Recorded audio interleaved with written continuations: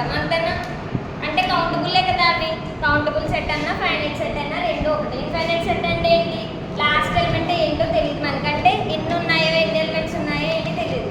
దాన్నే infinite set అన్నా అనొచ్చు, అన్కౌంటబుల్ సెట్ అన్నా అనొచ్చు. నెక్స్ట్ ఓన్లీ ఒక సెట్లో ఒకే ఎలిమెంట్ ఉంటే దాన్ని సింగిల్టన్ సెట్ అంటారు. ఒక సెట్లో ఏమీ లేదనుకోండి, ఏమీ లేకపోతే దాన్ని పైతో రీప్రజెంట్ చేస్తారు, దాన్ని ఎంటీ సెట్ అని నల్ సెట్ అని అంటారు. ఇక్కడ దాకా అర్థమైందా? సెట్లో ఎలిమెంట్స్ పెట్టి వాటి నేమ్స్ ఉంటాయి. క్వశ్చన్లో అది ఎంటీ సెట్ అని రీప్రజెంట్ చేశాడు అనుకోండి, ఇచ్చాడు అనుకోండి, మనం దాన్ని ఎంటీ సెట్ కింద తీసుకుంటాం. ఏంటి? Finite set, infinite set, countable set, uncountable set, singleton set, empty set or null set. ఇవి మీకు గుర్తుండవు కాబట్టి నోట్బుక్లో జస్ట్ సబ్ హెడ్డింగ్స్ చిన్నగా రాసుకోండి, ఏమేమి ఎక్కడ దాకా చెప్పానని మీకు తెలుస్తుంది కాబట్టి. నెక్స్ట్ ఏంటి?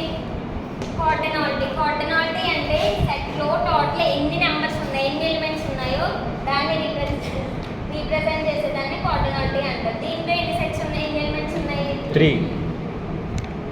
Cardinality of set S is equal to 3. దీన్ని ఏమని అంటారంటే mod 3 అంటారు. ఇక్కడ ఉంది చూసారా, మనం సింబల్ రీప్రజెంట్ చేసాము, ఇక్కడ రాయకూడదు. S mod is equal to 3. అర్థమైంది? ఇలా రాయాలి ఇచ్చిన సెట్లో. ఒకవేళ ఎగ్జాంపుల్ సెట్ ఎలా ఉంది అనుకోండి,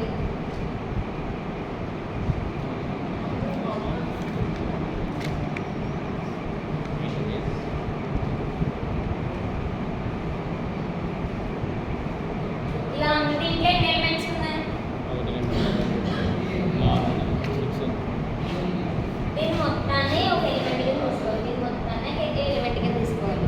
లోపల ఎలిమెంట్స్ కౌంట్ చేయకూడదు. ఇలా బ్రాకెట్లో ఇచ్చినప్పుడు బ్రాకెట్ లోపల బ్రాకెట్ని దీన్ని ఒక ఎలిమెంట్ కింద తీసుకోవాలి, దీన్ని ఒక ఎలిమెంట్ కింద తీసుకోవాలి. 1 2. Cardinality of set S is equal to 3. Next ఏముంది? సబ్సెట్. 1 2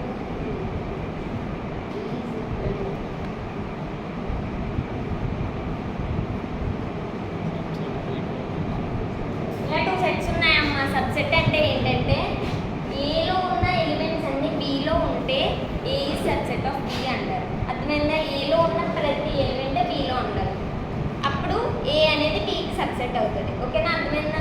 చూడండి, అన్నీ ఉన్నాయి లేదా? 1 ఉంది, 2 ఉంది, 3 ఉంది.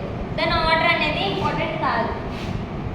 దాని ఆర్డర్ అనేది ఇంపార్టెంట్ కాదు, అన్ని ఎలిమెంట్స్ ఉన్నాయా లేదా అన్నది ఇంపార్టెంట్. దీన్ని ఏమంటారు? సబ్సెట్ అంటారు. దీన్ని ఏ సింబల్తో చూపిస్తారంటే ఏ, ఇది సబ్సెట్ సింబల్.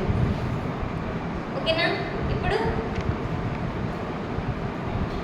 1 2 ఓకేనా? అర్థమైందా? సబ్సెట్ అంటే ఏంటో. ఈక్వాలిటీ సెట్ అంటే చూడండి, ఇక్కడ ఇది ఏ బి 2 సెట్స్ ఈక్వల్ కాదు, కానీ సబ్సెట్ ఉంది కానీ ఈక్వల్ కాదు.